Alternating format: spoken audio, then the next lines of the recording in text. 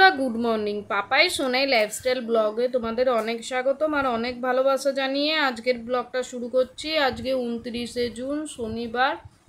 আর সকালে এখন প্রচণ্ড তাড়াহুড়ো, কারণ শনিবার স্কুল থাকলে না একটু চাপটা হয়ে যায় বেশি। কি বলো তো বন্ধুরা, 8:30 পৌনে 9টার সময় ছেলেকে আনতে যেতে হয়।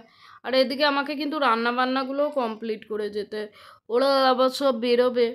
আর দ্বিতীয়কে তো কেউ করার নেই, ওই জন্য আর ফাঁকিবাজি করলে হবে না, বুঝলে বন্ধুরা। মানে টপ করে কাজগুলো নিজে শেষ করে ফেলতে হবে।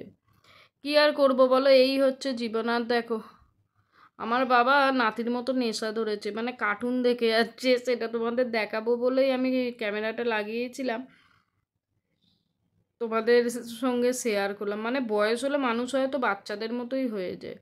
চলো তাহলে রান্নাবান্নাগুলো কমপ্লিট করি, সাথে থাকো। আর মাসের শেষ, হাতের বললাম না অবস্থা খুব খারাপ। আজকে মুসুর ডাল, পেঁয়াজ দিয়ে মুসুর ডাল করব, আলু পোস্ত করব, পটল ভাজবো, এই দিয়ে মোটামুটি আজকে লাঞ্চটা কমপ্লিট করতে হবে। চলো তাহলে রান্নাবান্নাটা বসিয়ে দিই। আর এর থেকে শর্টকাটে রান্না আশা করি আর হয় না। এই দেখো আমি কিন্তু ভাতটা বসিয়ে দিয়েছি, আর এখানে ডালটাও রেডি করে সেদ্ধ করতে বসিয়ে দিলাম। চলো তাহলে। মানে সকালে উঠে কোনো দিন যেন একটু বিশ্রাম পেলাম না। এক কাপ চা যে কেউ মুখের কাছে ধরবে সেরকমও লোক নেই। নিজের মানে গতর খাটিয়ে নিজে খাওয়া। আর এদিকে চলো ডালটা সাঁতলে নিই। জিরে, শুকনো লঙ্কা, পেঁয়াজ ফোড়ন দিয়ে দিলাম, দিয়ে ডালটা ঢেলে দিলেই ডালটা রেডি হয়ে যাবে। বললাম না আজকে আর কোনো মানে দেরি করলে হবে না, তাড়াহুড়ো করে নিজেকেও তো একটু 5 মিনিট বসে যেতে হবে। এত কাজ করে তো হাই হাই করে বেরোনোও যায় না, বলো না বন্ধুরা। চলো তাহলে এদিকে ডালটা আমি তো কমপ্লিট করে মানে সাঁতলে দিলাম, তারপর আলু পোস্তটা করে নেব। এরপর তো কাজ আছে, আবার খাবারগুলো তো বেরোও দিয়ে যেতে হবে, নাহলে খাবারগুলোকে সার্ভ করবে বলো না। মানে বাড়িতে যাদের একার মানে একজন মানুষ থাকার, এতগুলো লোক থাকলে না সত্যি খুব কষ্ট হয়। একজন মেয়ে একটা মেয়ের কষ্ট বোঝে, কিন্তু অন্য কেউ কি বোঝে? চলো তাহলে। এই দেখো তোমাদের দাদা বেরোবে, ওর ডালিয়াটাও রেডি করে দিয়েছে। একটু পেয়ারা ছিল কেটে দিলাম। বললাম না শনিবার দিন আমার চাপটা হয়ে যায় একটু বেশি, যখন ছেলে স্কুল থাকে।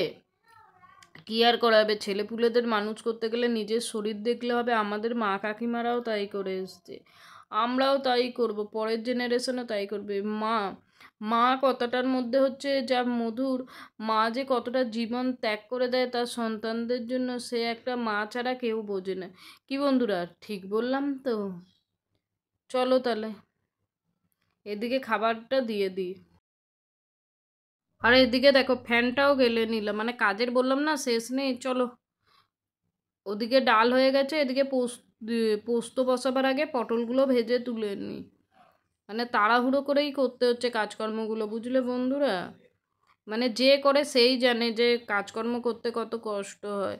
আর 2 মিনিটে খাওয়া, মানে যারা খাচ্ছে তারা ভালো কি মন্দ হচ্ছে সেগুলো জাজমেন্ট করে, কিন্তু যে রান্নাটা করছে সে জানে কত পরিশ্রম দিয়ে রান্নাটা তাকে করতে হচ্ছে। আর চলো এখানে পটল ভাজাটা আমার হয়ে গেছে কমপ্লিট, একবারে তুলে নেবো। আর একটুখানি খড়েই গেছে জানো তো বন্ধুরা। ওদিকে পোস্তটা আনতে গেছিলাম ঘরে, বললাম না একা মানুষ খুব কষ্টকর, যার কষ্ট সেই বোঝে। কষ্ট হচ্ছে বলতেও খারাপ লাগে। কেউ কি কারুর কষ্ট বোঝে বলো? এই পৃথিবীতে কেউ কারুর না, সব মোহ, বুঝলে বন্ধুরা। নিজের পেটের সন্তানই নিজের হয় না তো অপর কেউ, বলো না। তাহলে চলো এদিকে পটলটা আমার হয়ে গেছে, একবারে তুলে নিই, তুলে নিয়ে আমি পোস্তটা বসিয়ে দেবো। আর এই দেখো এখানে আমি আলু পোস্তটা বসিয়ে দিচ্ছি, মানে মোটামুটি হয়েই গেছে। একটু শুকিয়ে নেব, নুনটা কম ছিল বলে একটু নুন, একটু হলুদ আর একটু অ্যাড করে দিলাম। চলো তাহলে, এতগুলো লোক তো রান্না করতেও মানে মানে জিনিসপত্র কাটতেও তো সময় লাগে, বলো না। চলো তাহলে এদিকে আমি পোস্তটাকে নামিয়ে নিই, তারপরে আবার রান্নাবান্না না মানে চাটা তো করতেই হবে, বলো না। চা কি আমার পিছু ছাড়বে, বলো না বন্ধুরা। আর এই দেখো এদিকে আলু পোস্তটা সামান্য একটু না থাকে একটু ঝোল মতো নামালাম, কারণ বড় ছেলে আলু পোস্ত খেতে খুব ভালোবাসে, তো খালি বলবে মা রসা দেখে দাও, রসা দেখে দাও। আর এদিকে দেখো আলু চচ্চড়িটা হয়নি, আলু চচ্চড়িটা চলো বসিয়ে দিই, এসে মুড়ি খেয়ে নেবো। টিফিনও তো নিজেদের খেতে হবে, শুধু শরীরটাকে চালালে তো হবে না, বলো না বন্ধুরা? পেটে তো কিছু দিতেই হবে। আর এই দেখো এরপরে হচ্ছে মাজা ঘষার পালা। তারপর চাও বসিয়ে দিয়েছিলাম, এখানে চাটা কমপ্লিট করে নিলাম। মানে বললাম না আমার কাজের শেষ নেই, কাজ আমাকে পিছু ছাড়বে না। আর এখানে চলো গ্যাসটা পরিষ্কার করে নিই, তাহলে মোটামুটি এদিকের কাজকর্ম সেরে মানে যাকে বলে দৌড়ে যেতে পারবো। 8:30টার বেশি বেজে গেছে, 8:45টায় বেরোতে হবে। আর ভালো লাগছে না কাজ করে, এক কাপ চা খেলে ভালো হয়, চা খেয়েই বেরোবো, বুঝলে বন্ধুরা? আর এই দেখো এদের ভাতটা বেড়ে মানে আমার দেওরা শ্বশুরের ভাত বাড়বো, আমি চলে আসবো, এসে বড় ছেলেকে তাহলে খেতে দিতে পারবো।